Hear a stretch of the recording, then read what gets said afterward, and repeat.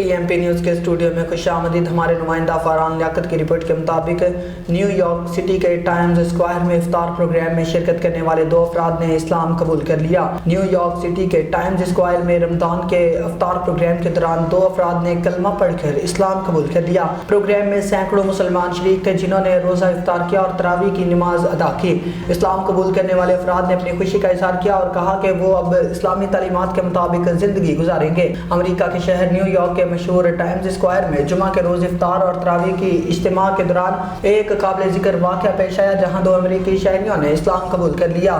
20 فروری بروز جمعہ کی شام سینکڑوں مسلمان نیو یارک کے ٹائمز اسکوائر میں ماہ رمضان کے مقدس مہینے میں اجتماعی طور پر روزہ افطار کرنے اور تراویح کی نماز ادا کرنے کے لیے جمع ہوئے۔ اس موقع پر مصروف ترین شہر کے بیچوں بیچ ایک روحانی ماحول قائم ہو گیا۔ مقامی مسلم کمیونٹیز کے زیر اہتمام اس کھلے آسمان تلے ہونے والے اجتماع کا مقصد اتحاد کو فروغ دینا اور ماہ رمضان کی روحانیت کو پیش کرنا تھا۔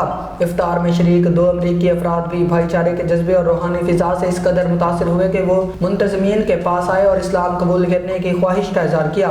انہوں نے مجمع کے سامنے کلمہ شہادت پڑھ کر اسلام قبول کر لیا۔